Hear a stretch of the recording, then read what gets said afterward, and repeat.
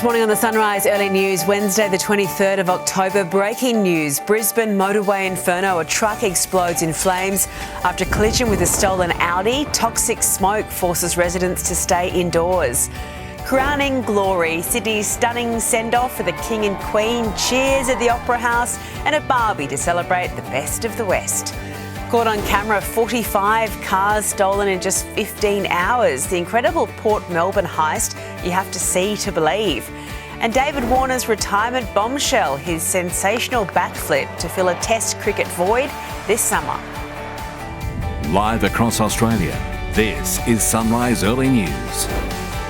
Good morning. Australia has served up a sizzling farewell to the King and Queen as their tour down under draws to a close. The royal couple was mobbed by thousands of fans at the Sydney Opera House during a jam-packed day, meeting children, community leaders and even cattle dogs. Front row for His Majesty's magic. Thousands keen for a final chance to meet the King and Queen. I just thanked her for bringing joy and happiness into my king's life, and she said thank you. Given a flyover farewell before conducting a naval fleet review. But the king started his day swapping the crown for a hard hat. From construction to cancer, the Melanoma Institute, welcomed by Australians of the Year Georgina Long and Richard Scolyer, with their world-first work for cancer cures. Meantime, the Queen putting on an apron for food rescue charity Oz Harvest. So what's the favourite? Food-wise? Yeah. Oh, that's a hard question. With time to meet some unusual wildlife. At Parramatta, they got up close with working cattle dogs, then a taste of life down under. King Charles on the tongs. Among the 700 invited guests to the barbecue, community leaders, volunteers, charity workers. It's a particular delight to see and smell all the top tucker here today. Their tour, a delight for Australia, we won't soon forget. What a day. To other news now, New South Wales Police have arrested and charged a man after the statue of Queen Victoria in the heart of Sydney's CBD was defaced with red paint yesterday morning. Officers raided a home in Strathfield late last night, taking him into custody. The 26-year-old man will face court next month. To breaking news in Queensland now, and a shocking B-double truck crash south of Brisbane has shut down a motorway and forced residents to evacuate the area after the hazardous load erupted into a fierce fireball late last night. The crash happened on the Logan motorway near the Kingston exit. An exclusion zone was set up and a toxic smoke warning issued to nearby residents. It took emergency crews more than an hour to bring the massive blaze under control, with towers of smoke seen roaring over the highway. The driver of the truck was taken to Logan Hospital with minor injuries. It's understood the fire was sparked when a stolen Audi collided with the truck. And at this stage, that exclusion zone and smoke warning remain in place. We'll have plenty more on this breaking story from our reporter at the scene very soon during Sunrise. Close to 300 Qantas engineers around Australia will walk off the job for 24 hours from this morning. The Qantas Engineers Alliance says further industrial action was required after Qantas refused to meet with the union to discuss the latest enterprise agreement. It follows a similar snap protest before the AFL Grand Final last month. The Electrical Trades Union says it's disgraceful for Qantas to make billion-dollar profits while highly skilled workers miss out on the pay increases they deserve. One of Melbourne's most brazen heists has been caught on camera. Thieves stole 45 new cars from a Port Melbourne storage yard. The mission took 15 hours to complete, but came unstuck much faster. I don't think there's any sophistication around this. It's, just brute force. And once they got in, they've then called friends to come and help them get as many cars out. The cars are new, so don't have much fuel in them. So far, 17 have been found, 28 are still outstanding. In a fiery final debate, Queensland opposition leader David Crisafulli has finally made his views on abortion clear. Speaking to a room of 100 undecided voters, Crisafulli answered the question he dodged repeatedly during his campaign, stating he believes in a woman's right to choose, despite voting against them in 2018. Premier Stephen Miles spun the room in his favour, highlighting his role as the Health Minister who initiated the decriminalisation of abortion in the same year. He was voted as the people's winner for the debate, and polling day is on Saturday, not long to go. The teen driver who struck and killed the South Australia Police Commissioner's son last year has been spared time behind bars. 19-year-old Dhiren Ranwawa pleaded guilty to aggravated driving without due care and leaving the scene of an accident after causing death. His one-year sentence was suspended on a $1,000 good behaviour bond, and he can't drive for a decade. The federal government has struck a major deal with the US to strengthen our Navy's defence capabilities, declaring we're living in the greatest arms race since 1945. Canberra will spend billions on long-range missiles. In August, Australia became the first country outside the US to test fire the SM-6.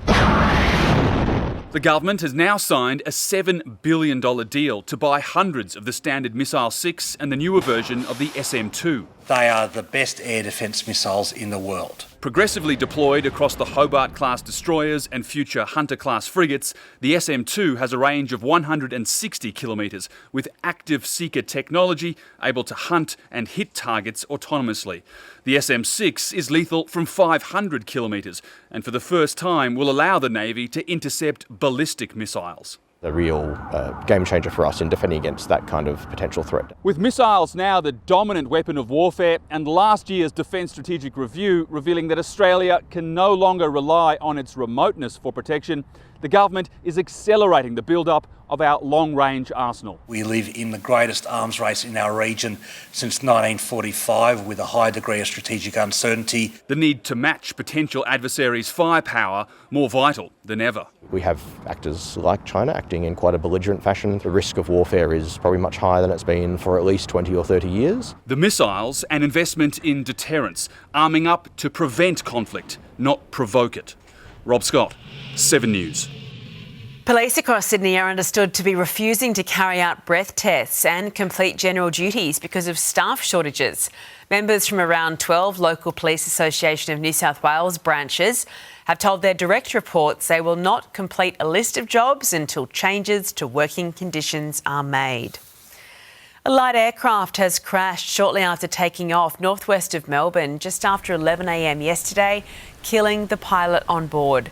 Locals say they've long feared a crash like this in the area due to how low the planes fly after takeoff. The Australian Transport Safety Bureau confirmed they will send investigators from Brisbane, Sydney and Canberra to the crash site. A startling report from the Nursing and Midwifery Board of Australia has revealed a severe shortage of midwives around the country. It warns there are not enough midwives or students to meet current or even future demand. It follows numerous spouts of industrial action from the Nurses and Midwives Association this year, with New South Wales Health agreeing to pay staff a 3% increase in the interim as negotiations continue. New data from the International Monetary Fund predicts that Australia will have some of the highest inflation in the world by next year. The report shows most developed nations are slowly winning the fight against inflation, but Australia is lagging, with a predicted increase in consumer prices of 3.3% in 2025. The IMF forecasting Australia will be one of only 2 advanced economies with headline inflation above 3% by the end of next year, outdone only by Slovakia. Some of the most luxurious cars money can buy have rolled into the Gold Coast. Automotive experts cruise the Glitter Strip's famous coastline. It's a tongue twister, turning heads. They're nice cars. As they reviewed the performance of the high-end vehicles, clearly a tough day at work for judges of the Rob Report, who will vote on this year's Car of the Year. One of the front runners, the fully electric Rolls-Royce Spectre, worth $1.1 million. Checking Wednesday's weather now. Partly cloudy in Brisbane and 29, partly cloudy in Sydney and 27, partly cloudy in Canberra and 25, A possible shower in Brisbane and 29 degrees. A shower or two in Hobart and 19. Mostly sunny in Adelaide and 21. A sunny day in Perth and 24. A possible shower in Darwin and 34 degrees. Well, coming up on Sunrise Early News this morning, Sydney set to party all night. The new plan to let businesses stay open 24/7. And how's this for fine china? See the plate that smashed world records. With exactly 2 weeks until the US election, there are growing fears among Democrats that the blue wall states that would win Kamala Harris the presidency are crumbling. Let's go live to David Woiwood, who's at a Democrats rally in Madison, Wisconsin. Morning to you, David. The nerves are really starting to show now. This is getting really interesting here with 2 weeks to go. And we know it is. Good morning, Eddie. We are getting down to the pointy end of this election campaign now and look at any lead that the Vice President Kamala Harris had been enjoying in those weeks and months since she's actually come into this election campaign. It is now essentially been whittled away, and we are now in this unusual position where a number of very senior Democrats are now actively entertaining that prospect that perhaps she loses one of these blue wall states, including where we are here in Wisconsin. Now, if that were to happen, it would most certainly hand the keys to the White House back to the former President Donald Trump, spelling electoral disaster for the Democrats. Now, we know that the Vice President, she has a lot of work to do nationally, patching up those coalitions of support, particularly among young black men. And today she will have the former US President Barack Obama on stage here in Madison, Wisconsin. He'll be appearing alongside her vice presidential pick, Tim Walz, in a short time. And then later on this week, Obama and Harris, they will be hitting the campaign trail together in battleground state Georgia. Look, as for Donald Trump, his numbers, they have remained steady, but we are still well within that margin of error, meaning that this is really anyone's election race. I don't know, but it's going to be close. I mean, she's sleeping right now. She couldn't go on the trail. You know, you'd think when you have 14 days left, you wouldn't be sleeping. She's not doing anything today. I should take one of that. We've gone 52 days in a row, and I'm going 14 more days, and we're going to have a big victory party, hopefully, and we're going to turn our country around. We're going to make it great again, as I say. Some characteristic confidence there from the former President Donald Trump, reflecting on the last couple of weeks now in this campaign. As we say, just 14 days to go, but in an election campaign that has already thrown up so many shocks and twists and turns, 14 days, Eddie, it seems like an eternity. Yeah, it certainly does. Thank you, David Woiwood. We'll come back to you during Sunrise. At least 13 people, including a child, have been killed in an Israeli airstrike near Lebanon's largest public hospital in Beirut. Another 57 people were injured in this attack when at least 3 buildings were destroyed. We'll bring you more on that story during Sunrise.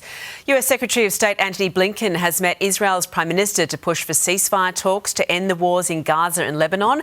It's his 11th visit to the Middle East since the war in Gaza began more than a year ago. Following his visit to Israel, Mr Blinken will visit a number of Arab countries, including Jordan, Saudi Arabia and Qatar, to discuss getting more humanitarian aid for the Gaza Strip. Disgraced Hollywood producer Harvey Weinstein has reportedly been diagnosed with bone marrow cancer. The 72-year-old former movie mogul has chronic myeloid leukemia and is undergoing treatment in a New York prison. Weinstein's reported diagnosis comes a month after he was indicted on a new sex crime charge. We're checking finance now. The Dow Jones is up 59 points, the Nasdaq added 27. In London, the FT 100 fell 11 and Germany's DAX lost 39. Closer to home, Japan's Nikkei closed down 542 points. Hong Kong's Hang Seng added 20. The All Ords lost 135. ASX down 138. On the commodities market, gold is trading at $2,740 US an ounce. Oil is $71 US a barrel. To the Aussie dollar, buying 66 US cents, 101 Japanese yen, $1.10 New Zealand. Well, artists in China have set a new Guinness World Record, creating the world's largest blue and white porcelain plate. The giant piece of crockery measures just almost 2.5 metres in diameter and weighs approximately 500 kilograms. Very hard to fit in the dishwasher. It features intricate hand-painted depictions of 9 Chinese historical and cultural landmarks. It took 5 ceramic artisans more than 1,000 hours to create the giant plate. Isn't that beautiful? Well, coming up on Sunrise Early News this morning, fresh fears of tax hikes over the Victoria State Government's plan to build dozens of high-rises across Melbourne. And the huge rescue mission to save a cockatoo stuck in a Western Sydney Coles.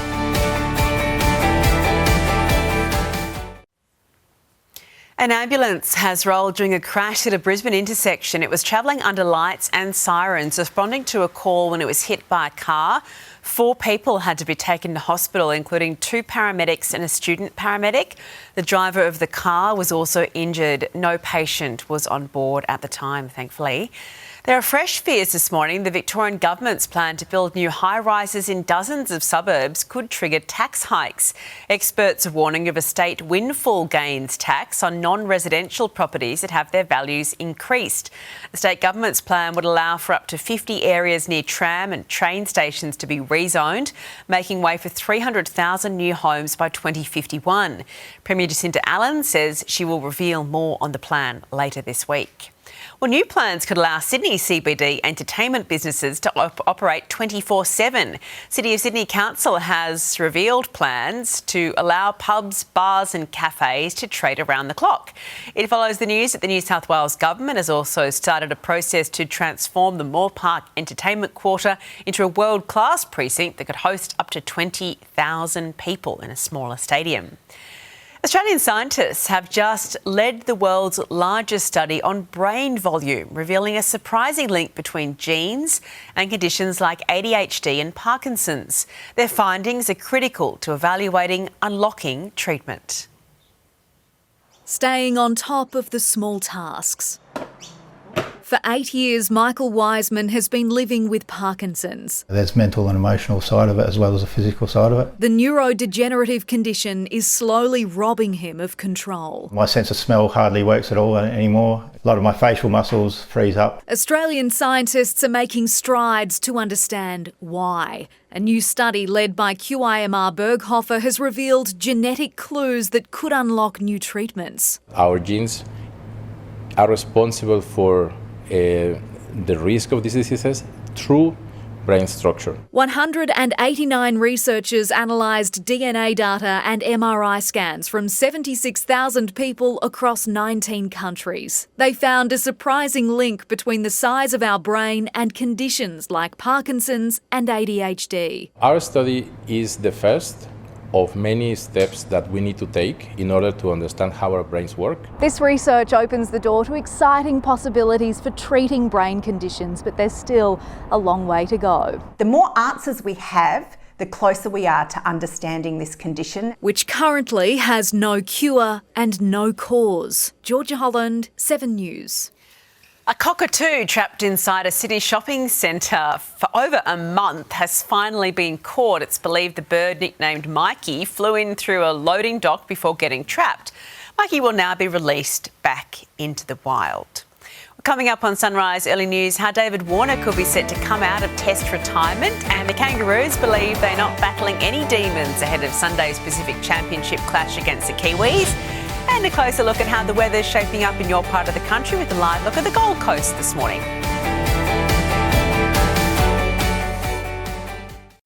To sport now, and after retiring from Test cricket in January, one of Australia's best opening batters, David Warner, has made a sensational U-turn, announcing he is available for selection in the upcoming Test series against India. Must have missed it. The 37-year-old will don the baggy blue once more in preparation for the Border Gavaskar Trophy. Well, Steve Smith could enter the Australian Test summer with a lack of red ball preparation. The star batter was dismissed for a duck in yesterday's Shield clash against Victoria, his last red ball innings before heading to India. Oh, this one's set! Scott Boland strikes for a second time and Stephen Smith is out for a duck.